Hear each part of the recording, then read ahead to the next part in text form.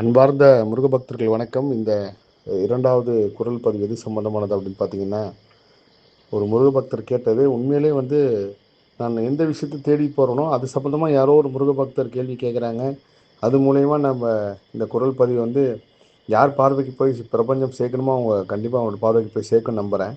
பெரிய ஆச்சரியம். இந்த இந்த பதிவு கடந்த 4-5 நாளாக நான் ஒரு சம்மந்தமாக ஒரு விஷயம் தேடுறேன். இப்போ அவர் கேட்ட கேள்வி அற்புதமான கேள்வி. அகால மரணம், துர்மரணம் அப்படின்னா என்னன்னு கேட்டிருக்காரு. நம்ம நிறைய கண்ணீர் அஞ்சலி போஸ்டர்லாம் பார்ப்போம். சில இடத்துல காலமானார்னு போட்டிருப்பாங்க. சில இடத்துல உயிர் நீத்தார்னு போட்டிருப்பாங்க. சில உடல்நலக் குறைவால் உயிர் பிரிந்ததுன்னு போட்டிருப்பாங்க. இதில் காலம், அகாலம். அகாலம்ன்றது எப்படின்னா, ஒருத்தருக்கு விதி இருக்கு. 90 வயசு வரைக்கும் இருக்கு. 65 வயசு வரைக்கும் இருக்கு. ஏன்னா நான் சமீபத்தில் ஒருத்தனோட கர்மா ஆராய்ச்சி பார்க்கும்போது ரொம்ப தீவிரமான ஒரு முருக பக்தர், மருதமலை முருகர் தான் அவங்களுக்கு அவ்வளோ பெரிய உயிர். அவங்க சம்மந்தமான ஒரு விஷயத்த அவங்க பக்திக்காக நான் பார்த்தேன். நான் பொதுவாகவே இறந்தவர்கள் இந்த விபத்து ஆனவங்க, அதே சமயத்தில் தற்கொலை பண்ணிக்கிறவங்க அப்படி சம்மந்தப்பட்ட சில விஷயங்கள் பார்க்காம இருக்கிறதே நல்லதுன்னு நான் சொல்லுவேன். காரணம் என்னென்னா, நீங்கள் அந்த மாதிரி இறந்தவங்கள நீங்கள் மறந்துட்டு அடுத்த வேலையை பார்க்குறது உங்களுக்கும் நல்லது, அவங்களுக்கும் நல்லது.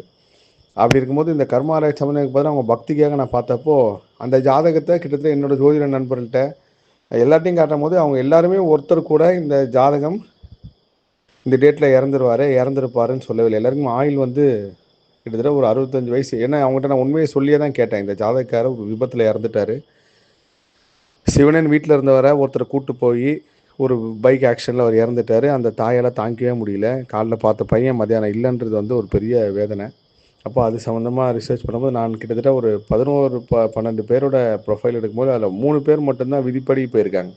உண்மையிலே அவங்களுக்கு அந்த துர்மரணம் இருக்குது. சில பேர் இந்த கிரகம் காம்பினேஷன் இருந்தால் அவங்க ஆட்டோமேட்டிக்காக தற்கொலை பண்ணிப்பாங்க, இல்லை ரயில் தண்டவாளத்தில் விபத்து ஏற்பட்டு இறப்பாங்க அப்படின்லாம் சொல்லுவாங்க. ஆனால் மிச்சம் எல்லாருக்குமே ஆயுசு இருக்குது. இது ஒரு உண்மையிலே இயற்கை ஒரு பெரிய ரகசியத்திற்கு ஒரு ஜோதிடத்தால் கூட கணிக்க முடியாத ஒரு விஷயம் ஏன் நடந்துச்சு அப்படின்னா, அது உண்மையிலே அவங்க குடும்பம் சார்ந்து ஏதோ ஒரு கர்மா வருது. இன்றைக்கி கூட ஒருத்தர்கிட்ட பேசும்போது, உண்மையிலே நாங்கள் நல்லவங்க கிடையாதுங்க, ரொம்ப பாவப்பட்டவங்க. எங்கள் அப்பா அவ்வளோ பெரிய அட்டகாசம் பண்ணியிருக்காரு.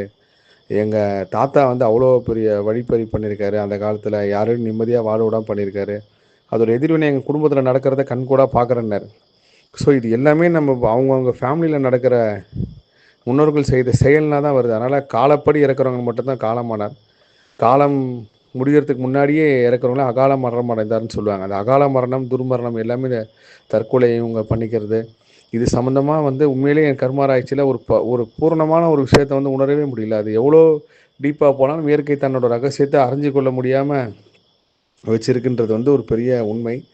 ஸோ இந்த குரல் பதிவு கேட்குறவங்க இந்த மாதிரி நம்ம வீட்லேயோ இல்லை யார் வீட்லேயோ இறப்பு ஏற்பட்டிருந்தால் அவங்கள பெரிய அளவு நினச்சி வருத்தப்படாதீங்க. கண்டிப்பாக அவங்க திரும்ப அதே பர்த் எடுத்து உங்கள் வீட்டில் யார் மூலியமாவது ஒரு குழந்தையாக பிறப்பாங்க. இது கிட்டத்தட்ட ஒரு 4-5 சம்பவம் நான் கண் முன்னாடி பார்த்துருக்கேன். நீங்கள் அவங்களுக்கு பண்ணுற நல்லதே, அவங்கள தினம் நினச்சி வருத்தப்படாமல், அழாமல், நீங்கள் காலையிலேருந்து நைட் வரைக்கும் அவங்கள நினச்சி நீங்கள் துன்பப்பட அது ஏதோ ஒரு வகையில் அந்த ஆன்மாக்கும் பாதிப்பு ஏற்படுத்தும், அது உங்களுக்கும் பாதிப்பு ஏற்படுத்தும்.